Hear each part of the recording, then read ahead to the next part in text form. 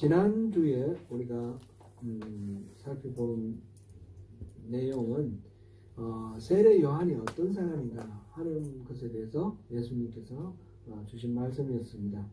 세례 요한의 제자들이 와서 예수님께 우리가 기다리던 그분이 바로 당신입니까? 아니면 우리가 다른 사람 기다려야 됩니까? 이렇게 질문을 했었죠. 그럴 때 이제 예수님이 자신이 메시아라는 여러 가지 증거들을 이렇게 전하라고 얘기를 해주셨고요. 그 세례 요한의 제자들이 돌아가고 난 뒤에 남아있는 무리들에게 하신 말씀이 우리 지난주에 살펴본 말씀입니다. 여러분들이 요한을 만나러 광야로 또 요단 강가로 갈 때 갈대를 흔들리는 갈대를 보러 갔냐? 부드러운 옷 입은 사람 만나러 갔냐? 그런 거 아니지 않냐? 바로 선지자 만나러 간 거 아니냐? 세례 요한은 바로 그런 사람이다. 그 갈대로 상징되는 그 헤롯 안티파스 같은 그런 권력자라든지 아니면 부드러운 옷 입은 그런 이렇게 부귀 영화를 누리는 부유한 사람이라든지 그런 그 바람에서 요한을 찾아간 건 아니고 요한에게는 하나님의 말씀을 전하는 그 선지자로서 그 인물을 만나러 간 것 아니겠는가 그런 이야기를 하시면서 요한은 바로 선지자보다 더 위대한 사람이다. 여자가 낳은 자 중에 세례 요한보다 더 크게 일으킴을 받은 자가 없다고 그랬어요. 가장 큰 사람이다. 그런 이야기를 예수님께서 하셨습니다. 그 이야기 끝에 예수님이 하신 말씀은 천국에서는 지극히 작은 자라도 이 요한보다는 크다 이렇게 말씀하셨어요. 모든 인류 중에 가장 위대한 사람이 요한이라 하셨는데 그 요한보다도 천국에 있는 사람은 아무리 미미한 존재라도 이 요한보다 크다라는 거예요. 그럼 왜 그렇습니까? 요한은 왜 역사 속에 수많은 모세도 있고 엘리야도 있고 수많은 사람들이 있는데 그들보다 더 뛰어난 사람이다 라고 예수님이 말씀하셨고 천국에 있는 사람은 왜 이런 사람들보다 더 크다라고 말씀하셨을까요? 그 선지자들이 역사를 통해 수많은 선지자들이 오실 메시아에 대해서 예언을 하였는데 요한은 바로 그 메시아를 직접 만났고 메시아를 세상 사람들에게 직접 소개한 그런 사람이라는 겁니다. 그래서 선지자 중에 가장 큰 선지자입니다. 그런데 이 요한도 예수님의 그 십자가 사역과 그 죽음과 부활하심에 대한 그런 모르는 상태였어요.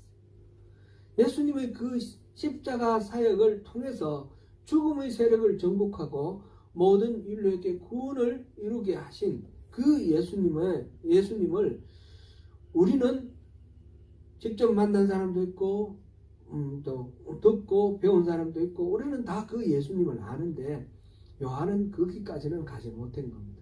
그래서 천국에 가 있는 사람들은 다 이렇게 예수님의 십자가 은혜로 십자가 보혈을 공례로 구원받아서 천국에 있는 사람들이니까 이 요한보다도 크다라는 거죠. 그런데 사람들이 크다라고 하는 그 기준이 뭐에 연결이 되어 있는 것을 우리가 알 수 있습니까? 예수님과의 관계에 연결이 되어 있다는 것을 알 수 있습니다. 예수님과 어떤 관계를 맺느냐에 따라서 그 사람의 위대함이 이루어지는 겁니다. 선지자들도 위대한데 오실 예수님에 대해서 선포했기 때문에 위대한 거고 요한은 그들보다 더 위대한 것은 예수님을 직접 만나서 소개했기 때문에 더 위대한 거고 천국에 있는 사람들은 그 예수님으로 인해서 구원받은 예수님과 직접 다이렉트로 연결을 지은 사람이기 때문에 사랑하는 성도 여러분, 여러분은 예수님을 만나셨습니까? 예수님이 나의 구세주, 나의 구원자이심을 믿습니까? 여러분들은 요한보다도 더 위대한 인물입니다. 그 자부심을 가지시기 바랍니다. 왜 이 예수님이 이 말씀을 하셨는지 이 이야기를 통해서 궁극적으로 예수님이 지금 선포하시는 말은 무엇입니까? 궁극적인 것은 예수님이 메시아다라는 사실을 지금 말씀을 하시는 겁니다. 확정적으로 말씀하시는 겁니다. 오늘 본문으로 들어가는데, 오늘 본문은 계속해서 요한에 대해서 얘기를 하고 있습니다. 요한의 사역과 요한의 아이덴티티 얘기를 하고 계시는데, 오늘 본문 첫 부분이 12절 지난주에 하려고 그러다가 이게 좀 어렵기도 하고 복잡하기도 하고 그래서 이번 주로 미뤘는데, 이거는 성경을 이렇게 주석을 찾아보면 여러 가지로 나와 있어요. 굉장히 이거는 해석하기가 난해한 그런 구절입니다. 먼저 한번 읽어보겠습니다. 우리 같이 시작. 세례 요한의 때부터 지금까지 천국은 침노를 당하나니 침노하는 자는 빼앗느니라. 이 침노한다라는 말은 다른 말로 하면 침략한다 이런 말이에요. 천국은 침략당한대요. 그리고 침략하는 사람이 그걸 차지한다. 이런 식으로 뭐가 잘못됐습니다. 그렇게 되어 있습니다. 이거는 천국이 침노를 당한다라고 하면 그 천국에 들어가는 것이 이게 참 좋고 바람직한 건가? 이런 생각도 들고, 천국에 간 사람들은 전부 힘이 세서 막 다른 사람들 다 밀어 제끼고 자기가 먼저 뛰어들어가서 천국을 차지한 사람, 이런 이미지가 들어오잖아요. 이 천국을 침노한다? 이 말이 참 어렵습니다. 이 성경에서 쭉 일반적으로 가르치는 문맥 전체에 비추어서 이게 참 얼른 이해가 안 되는데, 성경을 또 우리가 마음대로 또 이건 틀렸다 그래서 뺄 수도 없는 거잖아요. 이 말씀이 성경에 들어있잖아요. 그죠? 그런데 이 말씀을 어떻게 이해해야 되느냐, 그런 어려움이 있습니다. 제가 한글 번역을 쭉 제가 모아왔거든요. 한번 이렇게 같이 한번 읽어보시면서 생각을 한번 해보면 좋겠습니다. 한글 개혁, 개혁 한글. 세례 요한의 때부터 지금까지 천국은 침노를 당하나니 침노하는 자는 빼앗느니라. 우리 같이 읽겠습니다. 우리말 성경. 세례자 요한 때부터 지금까지 하늘나라는 침략당하고 있으니 침략하는 사람들이 차지하게 될 것이다. 바른 성경. 세례자 요한의 날들로부터 지금까지 하늘나라가 침입을 당하고 있으니 침입하는 자들은 그 나라를 탈취한다. 공동번역. 세례자 계속 읽어주십시오. 하늘나라는 폭행을 당해왔다. 그리고 폭행을 쓰는 사람들이 하늘나라를 빼앗아간다. 한글 킹제임스 성경. 침례인 요한의 때로부터 지금까지 천국은 폭력으로 탈취되고 폭력을 쓰는 자들의 힘으로 그것을 차지하느니라. 그 다음에 킹제임스 혼정역 개정판. 침례자 요한의 시대로부터 지금까지 하늘의 왕국은 폭력을 당하며 폭력배들이 강제로 그것을 빼앗느니라. 현대어 성경. 세례 요한이 설교하고 세례를 주던 때부터 지금까지 하늘나라는 공격을 받았고 공격하는 자들이 힘으로 지배하려고 하였다. 현대인의 성경. 세례 요한 때부터 지금까지 하늘나라는 침략을 당하고 있다. 그리고 침략하는 사람이 그 나라를 빼앗는다. 세번역. 세례자 요한 때로부터 지금까지 하늘나라는 힘을 떨치고 있다. 그리고 힘을 쓰는 사람들이 그것을 차지한다. 표준 세번역. 세례자 요한 때로부터 지금까지 하늘나라는 힘을 떨치고 있다. 그리고 힘을 쓰는 사람들이 그것을 차지한다. 쉬운 성경. 세례자 요한 때로부터 지금까지 하늘나라는 힘있게 성장하고 있다. 힘 있는 사람들이 하늘나라를 차지할 것이다. 좀 이렇게 뭐가 차이가 느껴집니까? 앞에 거는 하늘나라가 천국이 침략당한다, 빼앗긴다, 그런 의미가 강하고, 뒤쪽에는 보니까 뭡니까? 하늘나라는 힘있게 성장하고 있다, 힘있게 뻗어나가고 있다, 힘 있는 사람들이 그 하늘나라를 차지한다, 이렇게 되어 있습니다. 그러니까 앞에는 좀 수동형으로 되어 있고 수동태로 되어 있고 뒤에는 능동태로 되어 있죠. 같은 구절을 히브리어, 헬라어로 되어 있는 같은 구절을 이렇게 번역을 다르게 했다는 걸 알 수 있습니다. 이 번역들은 크게 나눠서 두 가지로 대별됩니다. 첫 번째는 부정적인 번역, 그 다음에 두 번째는 긍정적인 번역인데, 부정적인 것은 천국이 폭력에 의해서 침략을 당한다는 뜻이고, 긍정적인 의미는 천국이 힘있게 성장하고 뻗어나간다, 그런 뜻입니다. 양쪽 다 해석이 가능합니다. 그것은 동사가 지금 이거 비아제타이라고 되어 있는데, 이거는 비아조라는 동사가 수동태로 해석될 수도 있고, 이 헬란 말로는 수동태, 능동태 외에 중간태라고 있어요. 그 중간태로 해석해서 중간태는 의미를 능동형으로 해석합니다. 제귀 대명사 이렇게도 해석하고, 그거 없어도 그냥 능동형으로 해석합니다. 그래서 문법적으로는 둘 다 가능하다는 겁니다. 문법적으로 둘 다 가능한데, 부정적인 거는 침략을 당한다 쪽에 그렇게 수동태로 번역을 했고, 뒤쪽에 나오는 거는 긍정적인 의미는 능동태로 해석했습니다. 힘차게 뻗어나간다, 이렇게 되어 있습니다. 앞에는 파괴의 의미고 뒤에는 건설의 의미입니다. 정반대의 의미로 이렇게 해석을 했어요. 근데 번역이 여러 가지가 있는데 그런 식으로 나와 있습니다. 근데 이 부정적인 번역도 두 가지로 지금 대별이 됩니다. 보면 맨 앞쪽에 나오는 거는 그냥 천국은 힘센 사람이 가서 빼앗고 차지한다, 이런 의미인데, 좀 이 공동번역 쪽으로 뒤쪽으로 나오면, 중간쯤 오면 천국은 이렇게 부당하게 공격당한다, 이런 의미가 되어 있습니다. 수동태는 수동태지만, 그래서 이거를 다시 제가 세 가지로 분류를 해서 말씀드리겠습니다. 첫 번째, 부정적인 해석 1. 부정적 해석 1. 우리말 성경에서 세례자 요한 때부터 지금까지 하늘나라는 침략당하고 있으니 침략하는 사람들이 차지하게 될 것이다. 이거는 오늘 우리가 쓰고 있는 이 성경 개정개혁에도 그렇게 나와 있고, 개혁 한글에도 그렇게 나와 있습니다. 영어 번역 가운데서 제가 가진 NIV, 오늘 우리 하영 자매가 오늘 하영 자매가 읽었죠? 예, 봉독했던 그거는 개정판이고, 예, 원래 거 제가 가지고 있는 거, 거기에 보면 이렇게 되어 있습니다. From the day of John the Baptist until now, the kingdom of heaven has been subjected to violence, and the violent people have been raiding it.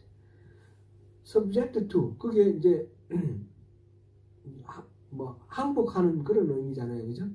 그래서 violence에 달려있다, 매달린다, 항복한다, 이런 의미잖아요. 그렇게 지금 번역이 되어 있습니다. 그래서 폭력적인 힘이 천국을 공격해서 그것을 차지하고 이렇게 정복한다, 그런 의미로 느껴져요. 두 번째로는 부정적인 해석 2입니다.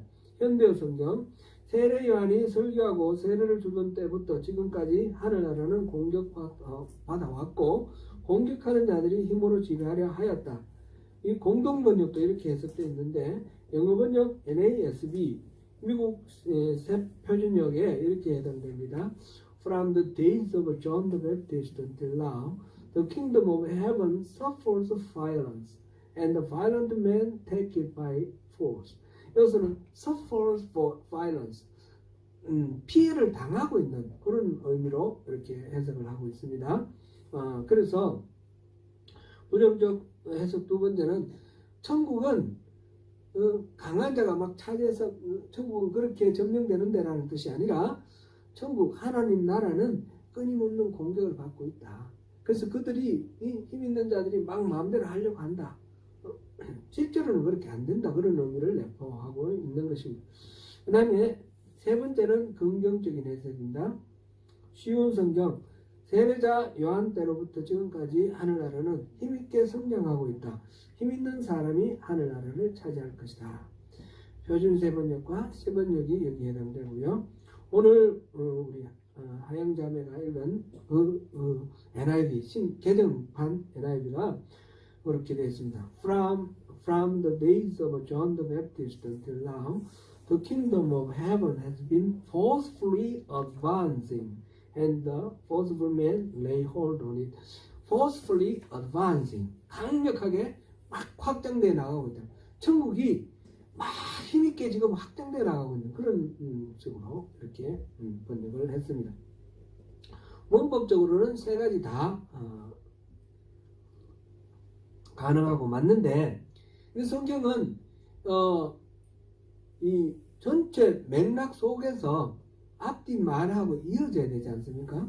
문법적으로 다 가능하다면 앞뒤 맥락에 어느 것이 가장 어울리느냐, 그렇게 우리가 판단을 하고 따라가야 되겠습니다. 바로 뒤에 나오는 이야기들 보면 요한이 선포한 하늘나라의 복음, 예수님이 선포하시는 하늘나라의 복음이 잘 받아들이지지 않는다라는 그런 의미가 뒤에 따라옵니다. 그것을 보면 첫 번째 그 부정적 해석, 그거는 우리가 받아들이기 어렵다. 개정개혁에서 그렇게 했는데 그렇게 받아들이기는 어렵다, 이런 마음이 듭니다. 제가 이제 모든 것들을 해석하는 최고의 권위를 갖고 있지 않기 때문에 그거는 제가 단정적으로 말할 수는 없고요. 우리가 읽는 독자로서 제가 이제 우리 성도님들에게 목사로서 어떻게 읽으시면 좋겠다라고 고민을 할 때 전체 맥락을 보면 두 번째 해석, 부정적 해석의 두 번째, 이게 가장 문맥에 맞다, 이렇게 봅니다. 세 번째 거는 적극적으로 막 한다, 이것도 해석할 수는 그대로 이해해도 되겠습니다. 하나님이 지금 예수님이 오심으로부터 천국을 한 나라가 이제 시작되었다 그랬는데 아주 파급력이 강합니다. 실제로 역사를 봐서도 굉장히 강하죠. 이렇게 강하게 확장되어 나가고 있고, 그 천국은 누가 차지하느냐? 그 하나님의 은혜를 강하게 받아들이고 열정적으로 받아들이는 사람이 그것을 차지한다. 이게 이제 세 번째 해석의 의미입니다. 그런데 이것도 굉장히 은혜스럽고 좋습니다. 근데 문맥으로 보면 두 번째가 더 좋은 더 맞는 것 같아요. 조금 세 번째보다는 덜 은혜스럽지만 두 번째가 더 맞는 것 같아요. 천국은 이 대적들로 인해서 끊임없이 공격받는다. 끊임없이 공격받고, 이 대적들은 끊임없이 천국에 있는 백성들을 자기 손에 쥐어잡고 휘둘리려고 한다. 그런 상황 속에 있다. 이게 이제 두 번째 부정적 해석의 그 내용입니다. 문맥으로 볼 때는 이것이 가장 좋은데요. 우리가 이제 이거를 어떻게 이해를 하고 적용을 해야 될까? 이렇게 생각하면, 우리가 예수 믿고 영원한 생명을 누리게 되는 천국 가는 이 길은 호락호락하지 않다는 겁니다. 끊임없이 유혹이 오고, 끊임없이 우리에게 공격이 와서, 이 천국의 세계는 끝으로 봤을 때 안정적으로 보이지 않는 그런 위태롭고 위험해 보이는 그런 상황입니다. 이게 이제 좁은 문으로 들어가고 좁은 길로 가야 된다는 말과 연결이 되는 것으로 저는 이해가 됩니다. 그래서 주님이 주시는 힘과 능력이 아니면 이것을 천국을 우리가 들어갈 수가 없는 것이고, 그 힘으로 포기하지 않고 강하게, 그렇게 강한 믿음으로 열정으로 우리가 나갈 때 하나님 나라의 주인공이 될 수 있다, 이런 뜻입니다. 우리가 신앙생활 함에 있어서 어떤 어려움이 있더라도 그게 주눅 들고 좌절을 되지 말고 하나님을 믿고 우리 강하게 우리 천국의 그 주인공이 되는 저와 여러분 되시기를 축원합니다. 아멘. 이어서 본문 13절입니다. 본문 13절은 모든 선지자와 율법이 예언한 것은 요한까지니, 이 부분도 이제 해석이 두 가지로 갈라지는데, 모든 선지자와 율법이 예언한 내용에 요한까지 포함된다, 이렇게 해석하는 경우도 있고요. 또 모든 선지자와 율법이 예언한 그 범위에서 요한까지가 그 율법과 선지자로 이렇게 예언한 내용이다. 이렇게 해석하는 경우가 있습니다. 첫 번째는 요한이 예언의 대상이 된 것이고, 두 번째는 요한이 예언의 주체가 되는 것입니다. 그런데 여기서는 이거는 앞에서 예수님이 하신 말씀 이렇게 반영을 해볼 때 두 번째 해석이 맞겠습니다. 그래서 요한은 율법과 선지자의 마지막 예언자, 그러니까 구약 시대의 최후의 예언자, 선지자다. 이렇게 우리가 이해를 하면 되겠습니다. 구약 시대 수많은 예언자들이 있고, 말라기 때 하나님 말씀 예언하신 이후에 400년 동안 공백이 있었는데, 그 구약 시대를 마감하는 그 말씀을 선지자 요한이 와서 예수님이 오셨다라는 거, 그것을 예언하고 구약 시대를 마감했다는 겁니다. 그렇게 우리가 이해를 하면 되겠습니다. 그리고 14절입니다. 만일 너희가 절교 받을진대 오리라 한 엘리야가 곧 이 사람이니라. 그러면 그 구약 시대 마지막 예언자로서 한 이 요한의 역할은 뭐냐면, 말라기에서 예언된 말라기 3장 1절과 4장 1절에 나와 있는 그 메시아가 오시기 전에 그 길을 평탄케 할 그 엘리야, 그 길을 준비할 엘리야라는 그런 사람이 올 거라 그랬는데, 실제로 죽은 엘리야가 다시 살아서 온다는 뜻이 아니라 엘리야의 그 선지자적 권위를 가진 그런 사람이 올 거다. 그렇게 예언한 것으로 이해를 하면 되겠습니다. 바로 그 엘리야가 요한입니다. 이렇게 우리가 이해를 하면 되겠습니다.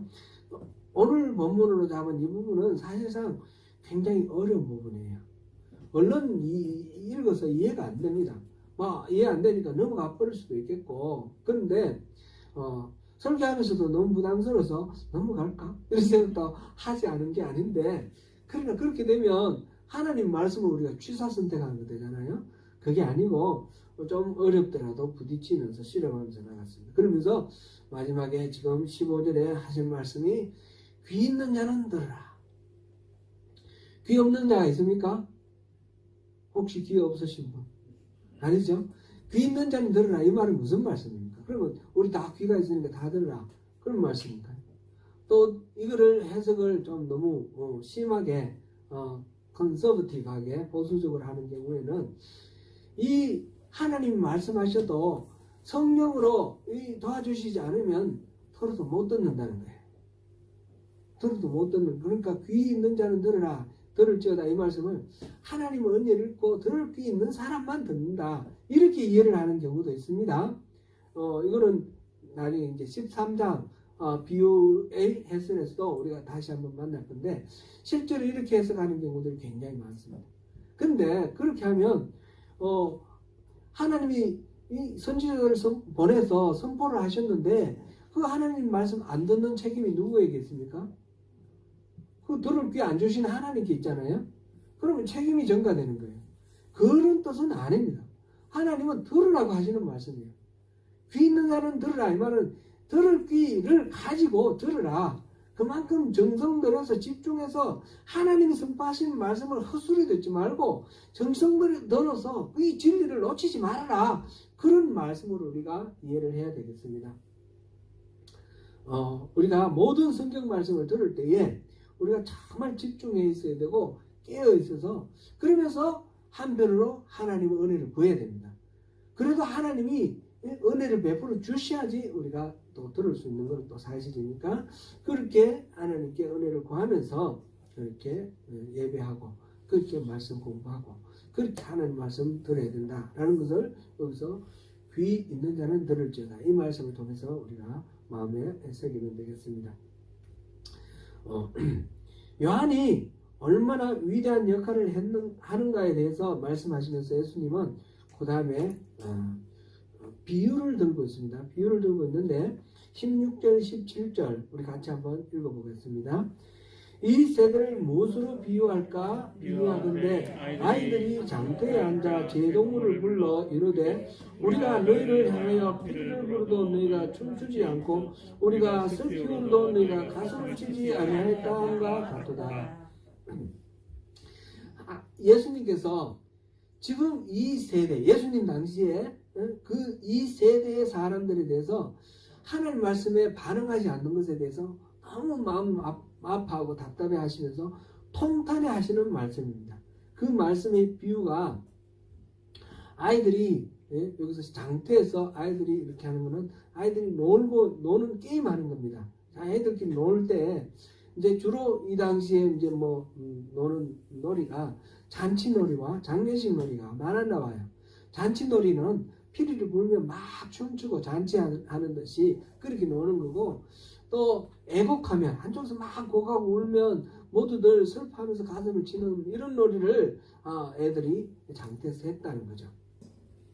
그런데 막 피를 불어도 멀뚱멀뚱하게 보고 있고 막 울고 막 같이 놀자 그래가지고 같이 모였는데 이제 놀 준비를 하게 됐잖아요. 그런데 막 애곡을 하면 울어야 되는데 같이 울고 가슴을 쳐야 되는데 뭐 하고 있어? 이러면서 보고 있다는 말이죠. 그만큼 무감각하고 반응이 없는 그런 마음에 하나님이 어떤 말씀을 주셔도 감동하지 않는 완악한 그 세대의 사람들에 대해서 답답해 하시는 말씀입니다. 이거는 뒤에 나오는 말씀을 설명하기 위해서 주신 비유의 말씀인데, 성경에는 비유의 말씀이 많습니다. 비유의 말씀은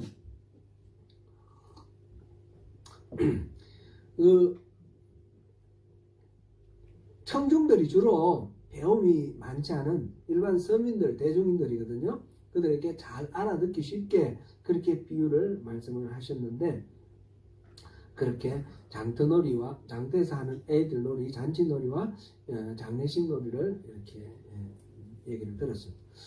제가 크라이처치에 살 때에 크라이처치에 제가 썸너라는 지역에 보면 지금은 그게 팔렸는데 그게 유지가 됐는지 어떤지 모르겠어요. 그게 노아의 방주가 있어요.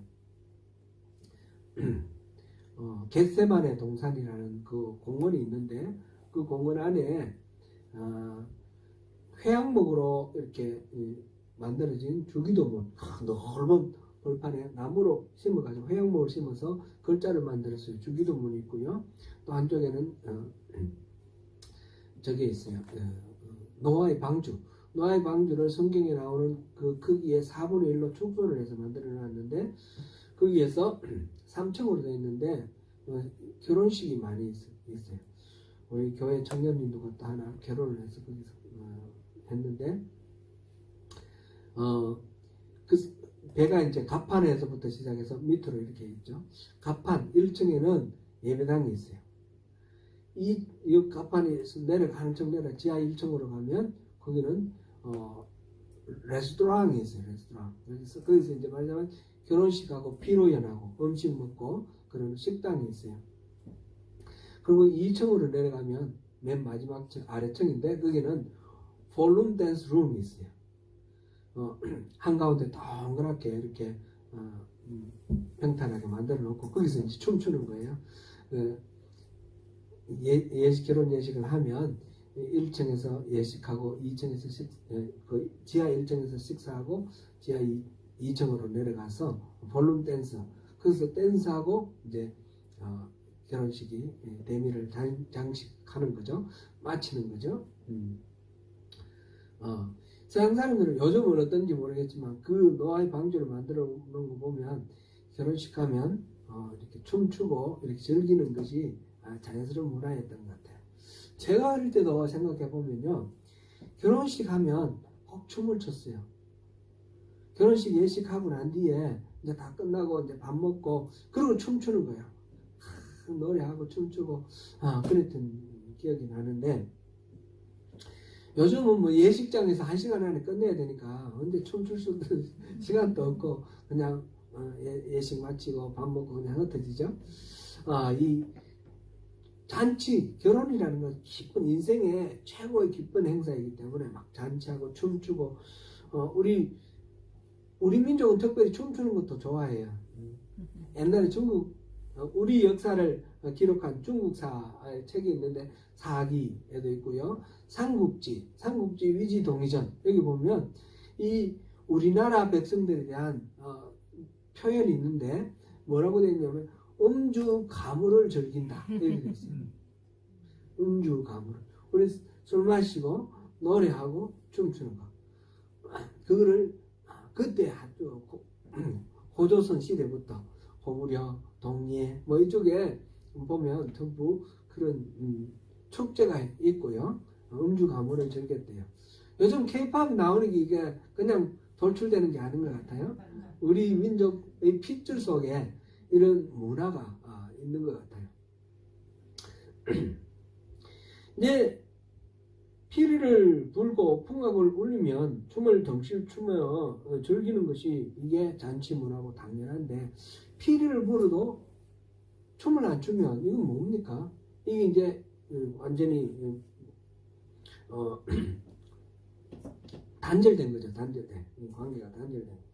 장례식 놀이가 또 있는데 슬퍼서 곡을 하면 함께 이렇게 슬퍼하는 그런 반응을 보여야 되는데, 아이들의 이 비유를 통해서 누가 뭐라고 해도 동조도 하지 않고 감동도 받지 않고 관심도 기울이지 않는 그런 예수님 세대에, 예수님 당시에 그 백성들의 그 완악한 그 마음의 상태를 이렇게 표현을 했습니다.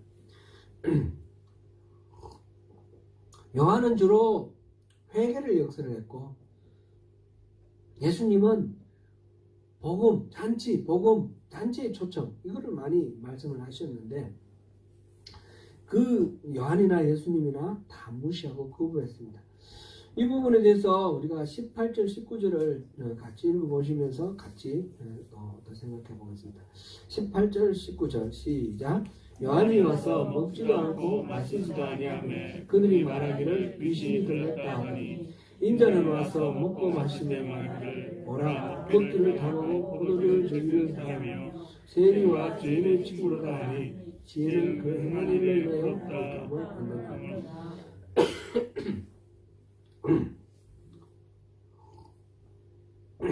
요한은 마태복음 3장 4절에 보면 낙타 털옷을 입었다 그랬습니다. 아마 낙타 털로 짠 어떤 모직 그거를 입었다는 뜻보다는 낙타 가죽 옷을 입었다 이런 뜻 같아요.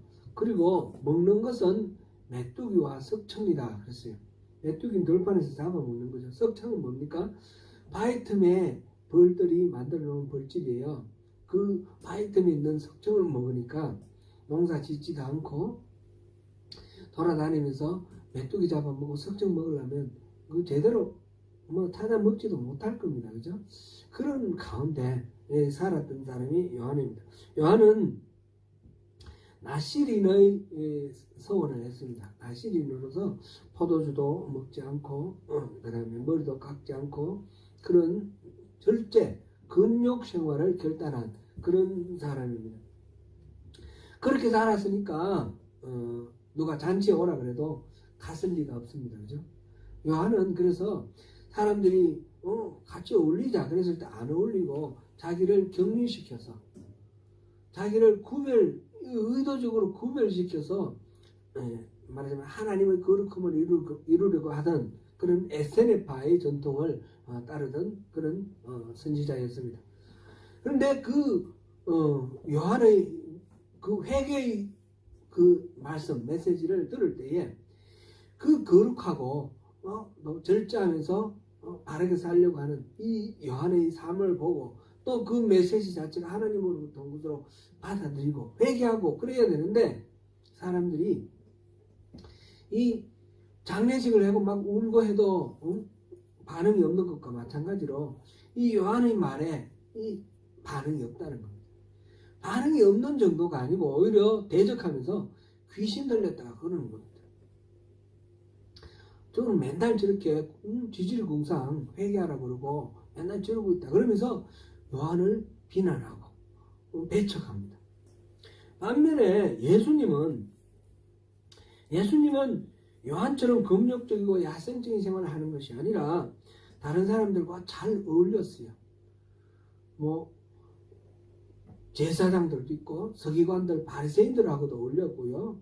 그 다음에 창기나 또는 세리들, 세상 사람들부터 경멸당하는 이런 사람들과도 어울렸습니다. 예수님은 모든 사람들과 두루두루 잘 어울리고 잔치 자리에 잘 가고 그랬습니다. 그랬더니 이 예수님에게 먹고 마시는 것을 탐한다 이렇게 말해요.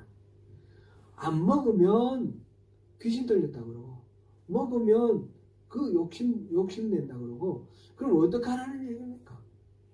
사람들의 마음이 이 요한의 행동이나 예수님의 행동에 하자가 있어서 그것을 비난하고 배척하는 것이 아니고 그냥 흠잡고 그냥 비난하기 위해서 자기 마음에 안 맞으니까 자기 생각과 자기 뜻에 맞지 않으니까 배척하는 것을 지금 말하고 있습니다. 그것을 예수님께서 장대 아이들의 놀이로 비유를 하시면서 지금 요한의 이야기와 본인의 이야기를 하고 있습니다. 예수님이 요한의 사역 방식과 완전히 달랐습니다. 요한은 아주 엄격하게 자기를 절제함과 동시에 다른 사람들도 윤리적으로 어긋나는 것에 대해서 맹렬하게 날카롭게 공격했습니다. 심지어는 그 왕 헤롯 안티파스에게 어떻게 동생의 아내를 취할 수가 있느냐, 이거 이렇게 패륜적인 그런 사람이 어떻게 민족의 지도자로서 왕으로서 그렇게 할 수 있느냐 이렇게 공격을 해가지고 그 왕의 노를 사서 불에 펴서 감옥에 갇혔습니다. 예수님은 그렇게 공격적으로 막 이렇게 안 했습니다. 물론 예수님도 공격적으로 이렇게 말씀하시는 장면이 나오죠. 23장 마태복음 23장 보면 7가지 저주가 나오는데 바리새인들과 서기관들에 대해서 이렇게 위선자다고 그렇게 저주하는 말 그런 말씀을 막 하시는 경우가 있습니다. 이 바리새인들에 대해서 질책하는 것 외에 모든 죄인들 보통 세상 사람들이 말하는 도덕적 기준에 미달하는 사람들에 대해서 공격하거나 질책하지 않았어요. 오히려 보듬고 오히려 용납하였습니다. 심지어는 간음하다가 현장에서 잡혀온 사람이 있는데 사람들이 그를 이제 공격하면서 예수님께 빌미를 잡기 위해서 어떻게 해야 될까 그랬을 때 예수님이 죄 없는 자가 먼저 돌로 쳐라. 모두 다 죄인 아니냐 그렇게 얘기를 하면서 오히려 죄 있는 자들에 대해서 처건지심을 갖도록 그렇게 족하신 분이 예수님이십니다. 예수님은 사역 방법이 이 요한과 완전히 달랐습니다. 그러면 예수님께서는 요한을 배척하거나 질책했습니까? 지금 문맥으로 봤을 때 어떻습니까? 전혀 그렇지 않습니다. 다름을 인정했습니다. 요한은 이런 식으로 사역했고 나는 이런 식으로 사역했다. 다 하나님이 말씀을 선포하게 하신 하나의 방법이다. 근데 사람들은 둘 다 듣지 않는다. 이런 식으로 지금 문맥이 흘러가고 있습니다. 예수님은 요한의 사역 방법, 예수님의 사역 방법과 완전히 달랐지만 그것도 그대로 용납하는 겁니다. 인정하고 존중하는 겁니다. 왜냐하면 예수님은 자신의 사역이 아니고 하나님의 사역이라는 그런 마음이 있었습니다. 그래서 요한도 하나님이 주신 그 메시지를 전하는 사람이고 나도 하나님이 주신 메시지를 전하고 그러니까 서로 패턴은 다르지만 모양은 다르지만 하나님께서 일하는 방식이다. 결국 요한의 그 회개의 그 메시지를 통해서 많은 사람들이 회개를 해서 예수님의 그 천국의 복음 메시지를 받아들이게 하는 그 말하자면 준비하는 길을 닦는 그 역할을 하거든요. 서로 다른 메시지지만 하나님께서 그렇게 일을 하시는 것입니다. 그리고 지혜는 그 행한 일로 인하여 옳다한다 라고 마지막으로 이렇게 나와 있는데 여기서 행한 일이라는 거 어떤 사본에는 자녀들로 제가 가진 성경에 보면 주석이 붙어서 행한 일 옆에 자녀들 이렇게 되어 있습니다. 누가복음 7장 35절에서도 지혜는 자기 모든 자녀로 인하여 옳다함을 얻느니라 이렇게 되어 있습니다. 그러니까 행한 일이라는 말과 자녀들이라는 말이 결국은 같은 의미라는 걸 알 수 있고요. 지혜의 자녀는 뭡니까? 지혜라는 것이 있는데 지혜를 인격적으로 이제 의인화해서 말을 했는데 지혜의 자녀가 뭡니까? 자문에도 지혜가 있잖아요. 지혜가 나오는데 지혜의 자녀는 뭡니까? 바로 지혜로운 그 가르침에 따라서 행하는 선한 행위. 그래서 행한 일이라고 표현이 되어 있는 것입니다. 예수님은 수많은 이적을 행하셨고 어느 누구도 흉내낼 수 없는 탁월한 설교로 진리를 선포하신 분이십니다. 스스로 성경에서 예언한 바 그 메시아 그리스도이심을 선포하셨습니다. 그러나 사람들은 예수님을 믿어 영접하고 구원을 받기는커녕 예수님을 반대하고 배척하였습니다. 요한에게 배척하고 반대하는 이유나 예수님에게 배척하고 반대하는 이유가 동일합니다. 그것은 요한이 잘못됐거나 예수님이 잘못되어서 그런 것이 아닙니다. 예수님이 스스로 그리스도로 선포하신 그 증거가 부족해서 그런 것도 아닙니다. 우리가 8장 9장에서 10가지 이적 봤지 않습니까? 그죠? 그리고 그 5장부터 7장까지 그 말씀, 세상에 어떤 지혜자도 한 적이 없는 그런 지혜로운 말씀, 이 산상수훈이 있었고요. 그 10장에서 직접 예수님께서 스스로 그것을 말씀을 하셨고요. 예수님께서 이렇게 말씀을 하셨는데 사람들은 믿지 않는 겁니다. 그런 증거가 부족해서 그런 것이 전혀 아니라는 거죠. 바로 장터에서 노는 아이들이 피리를 부르도 춤추지 않고 애국을 해도 가슴을 치지 않는 것처럼 이 하나님이 선포하시는 말씀에 무관심하고 또 무덤덤하고 이 반응이 없는 마치 마음이 굳어있는 이 완악한 세대의 사람들 탓입니다. 우리가 복음을 전할 때를 한번 생각해 보세요. 우리가 복음을 누구에게 전했는데 안 들어요. 잘. 무슨 말을 해도 뭐 시큰둥하고 잘 안 들어요. 그럴 때 어떻게 됩니까? 참 이거는 안타까운 일이죠. 예수님이 통탄해 하시는 것처럼 우리도 통탄할 일입니다. 그러나 이것이 내가 잘못해서 그렇다라고 스스로에게 자꾸 이렇게 책임을 자기가 자책감에 빠지고 이렇게 되면 좌절하고 낙심하고 이 복음을 전하는 힘을 잃어버립니다. 그게 아닙니다. 나는 담대히 전하되 이 사람이 완악해서 못 받아들이는 경우도 있습니다. 그럴 때 어떻게 하라고 그랬습니까? 앞에 있었죠. 발에 먼지를 들으라 그랬습니다. 이거는 저주하라는 뜻이 아니라 집착하지 말고 매어달리지 말고 열심히 듣든지 듣지 않든지 내가 성심성의껏 말씀을 전하라. 그런 뜻으로 우리가 적용해서 이해를 하면 되겠습니다. 거꾸로 우리에게 누군가가 복음을 전하는데 나는 어떻게 반응해야 되는가? 나도 피를 부르도 뭐 춤도 추지 않고 애곡해도 가슴 치지 않는 그런 무덤덤한 사람으로 내가 반응해야 될 것인가? 이 말씀을 통해서 우리 스스로를 돌아보면서 하나님의 말씀이 선포될 때 우리가 얼마나 민감하고 예민하게 반응해야 될 것인가 라는 것을 우리 스스로 돌아보고 다져야 되겠습니다. 딱 맞는 얘기는 아니지만 제가 좀 이렇게 말씀드리자면 교회에서도 하나님께서 또 목회자를 통해서 우리 성도들을 통해서 뭔가 이렇게 말씀을 전하고 공부하고 하는 그런 어떤 말씀을 주시는 경우가 있습니다. 패턴이 다양하게 있을 때 우리가 무감동하고 무덤덤하게 내 마음에 안 든다고 내 생각하고 일치하지 않는다고 이렇게 반응하지 말고 그 말씀이 하나님이 주시는 말씀이 어디에 어떤 의미가 있는가 우리 예민하게 또 살피면서 반응하는 그런 마음가짐을 가져야 되겠습니다. 사랑하는 성도 여러분, 오늘 내용도 세례 요한의 구속사적 위치가 무엇이냐라는 것이었습니다. 세례 요한은 예수 그리스도를 이 땅에 소개하고 그리스도를 위하여 죄인들을 회개하게 하며 그리스도의 복음을 사람들에게 받아들여질 수 있도록 길을 닦는 사람이었고 구약시대 마지막 예언자며 예수님을 세상에 직접 이렇게 소개한 사람입니다.